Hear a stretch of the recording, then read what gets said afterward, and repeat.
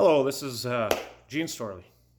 I wanted to talk about reasons why I'm running for the school board, experiences and things that are going on lately. I did attend the last three school board meetings, and long story short, those guys are working pretty hard. Big shoes to fill on the three that are leaving, and some great experience on the three that are still there. I want to personally thank the ones that are leaving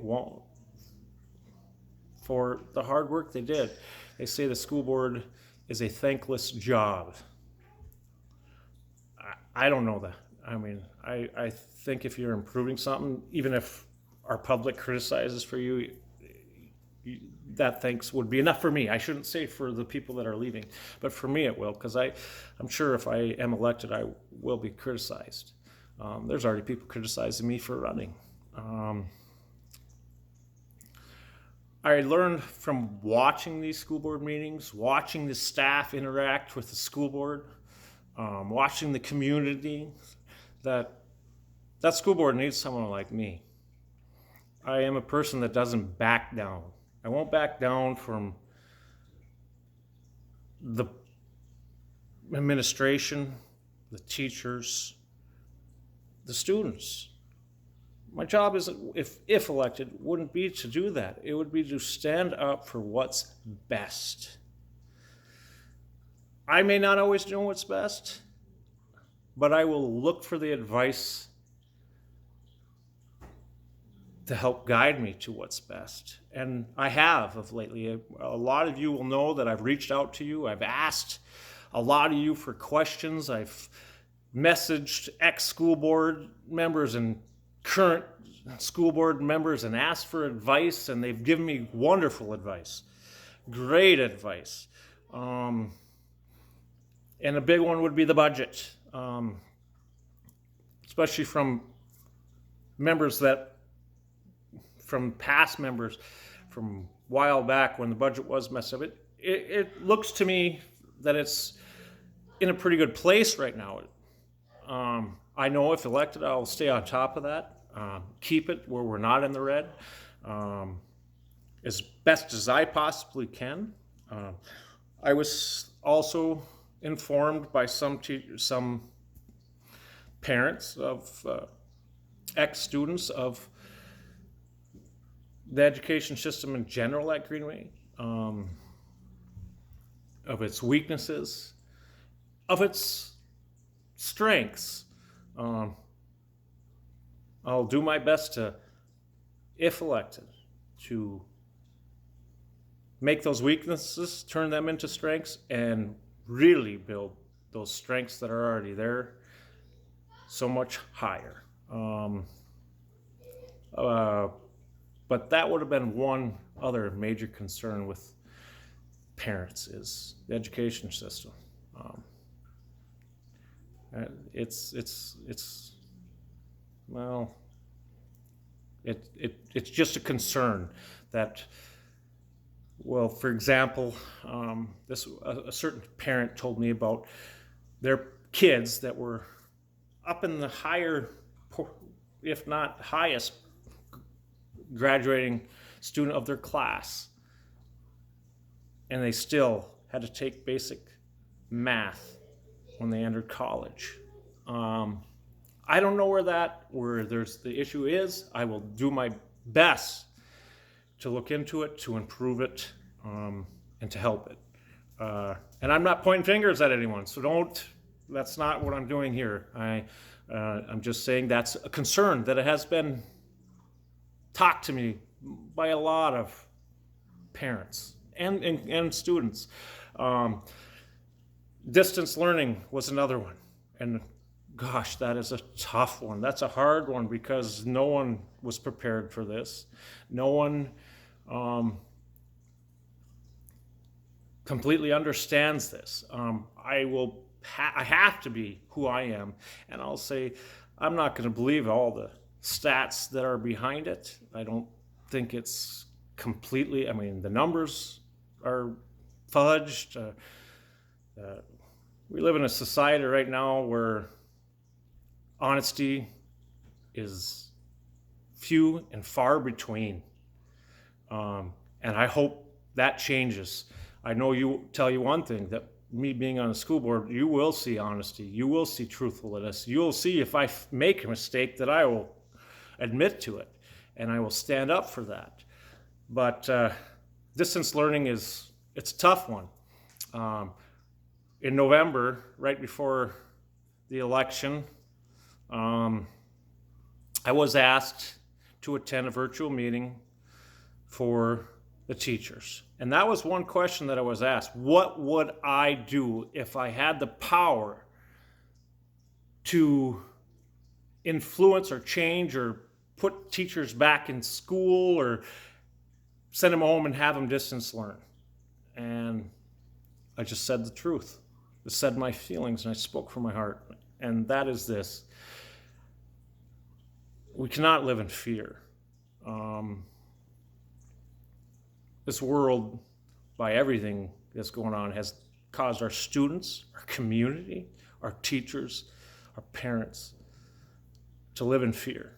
And that's not something, I might be scared of certain things, and I'm not going to lie to you. I was scared of the dark like most kids, and I was scared of things and whatever. And I am scared of our future, but I'm not going to live in that fear.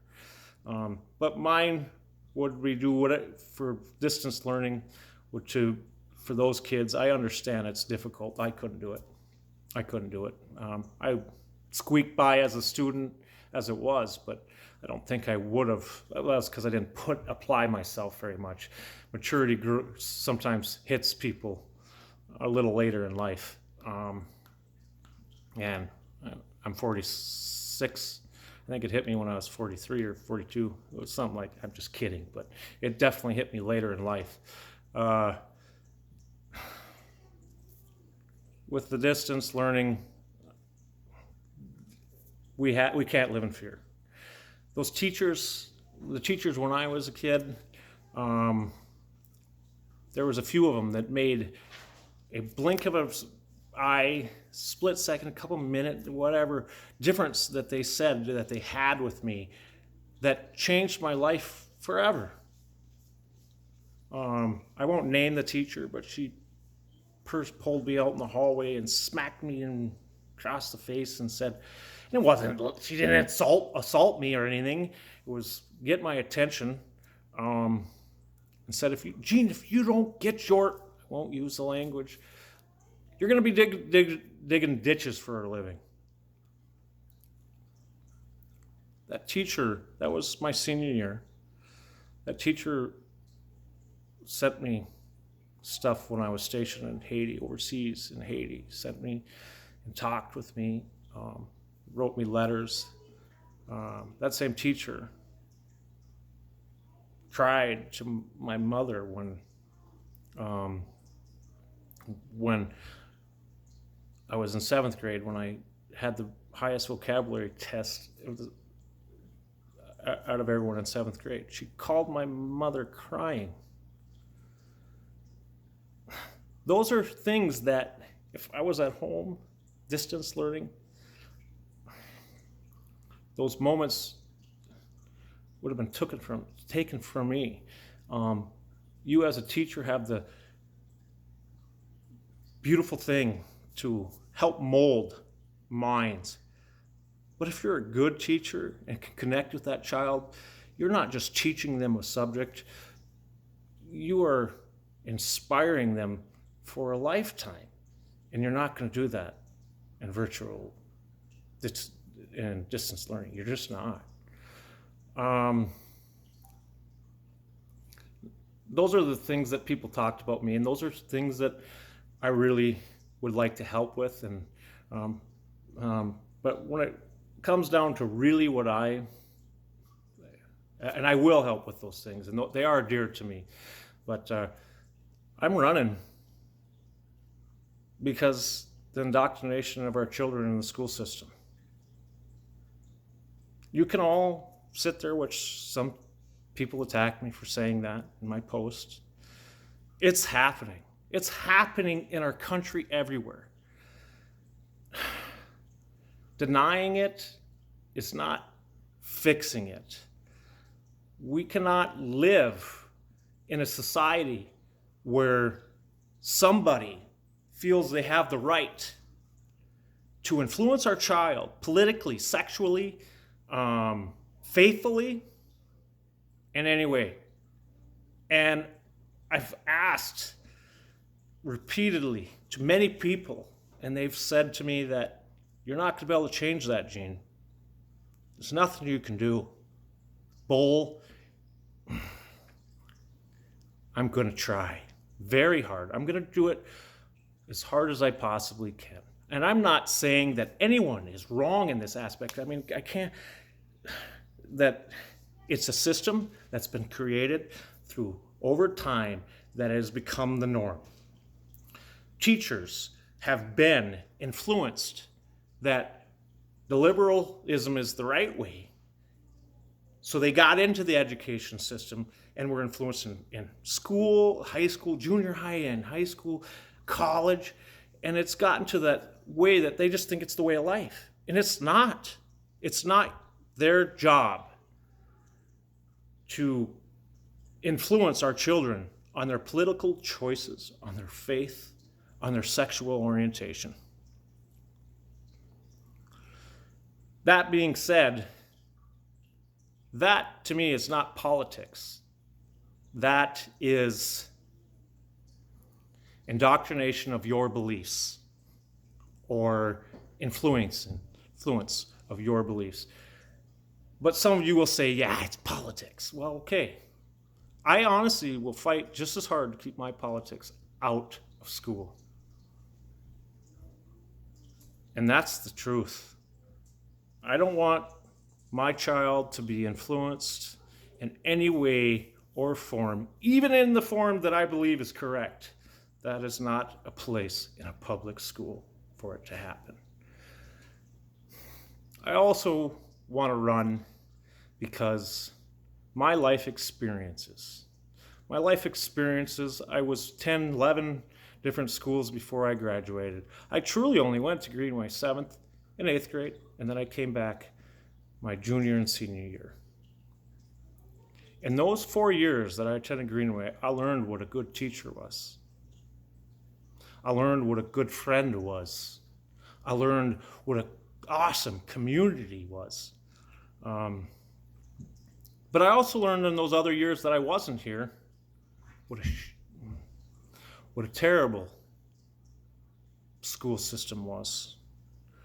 What a wrong, how poor an education system in other states can be. I went to a school in California that was predominantly white supremacists and Hispanics with green cards, and then there's military brat kids. Racial tension were every day, especially to us military brat kids, to a school of, I don't remember how many thousands, but it was a lot.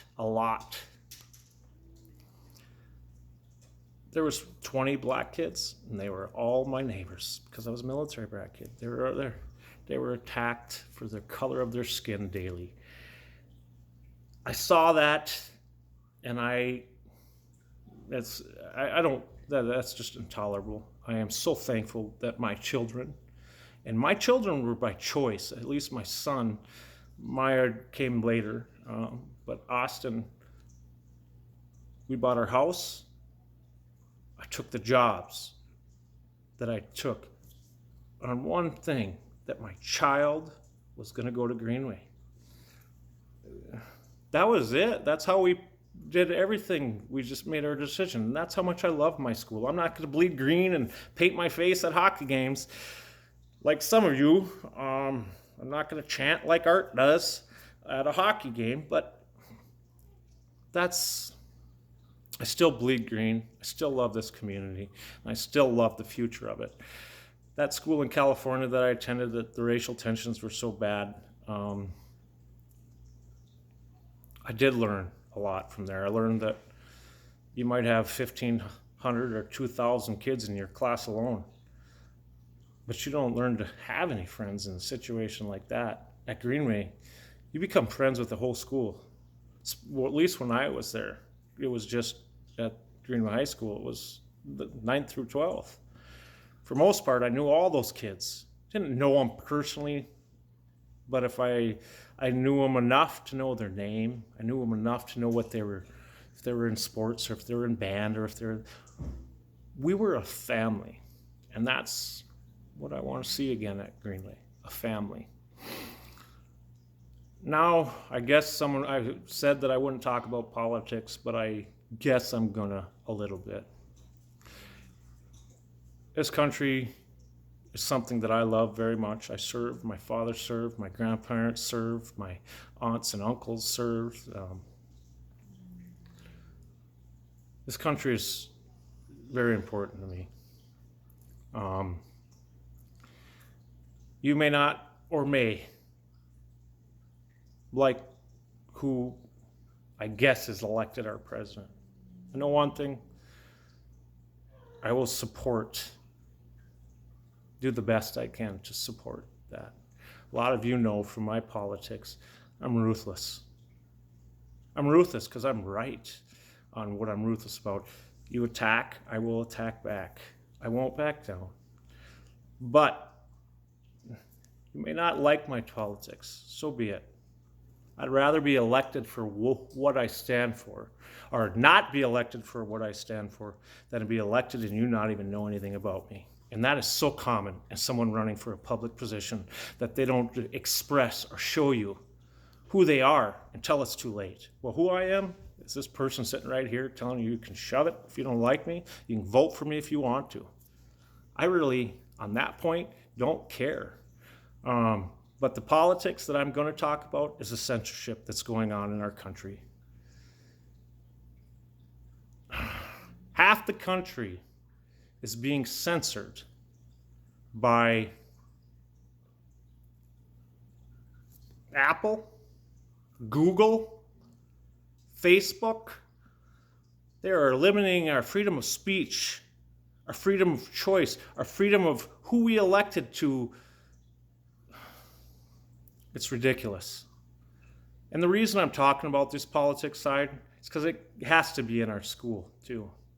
You cannot censor my child. You cannot censor these children. You cannot censor the community.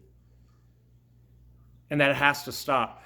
I know we can't stop it at a government or a country level, but it can be stopped in our community. So I would be happy if we would. Don't take our freedom of speech from us, because we won't have much left if you do. God bless you guys. Thank you for listening. I appreciate it. Call me. Reach me on my Facebook page, Gene Storlie 316. That may not be on there after the election. That will be. My Facebook page probably won't, because I will not tolerate someone censoring me.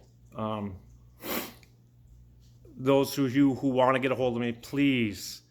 I get so many phone calls from things that I don't even know. I mean, telemarketers, whatever, refinance, whatever. Text me first. Text me, and I will call you. I'll answer every text. I'll call you. I just don't necessarily want to jump up and answer a phone number that I don't recognize. Last thing, this is Gene Storlie, and I approve this message. Thanks.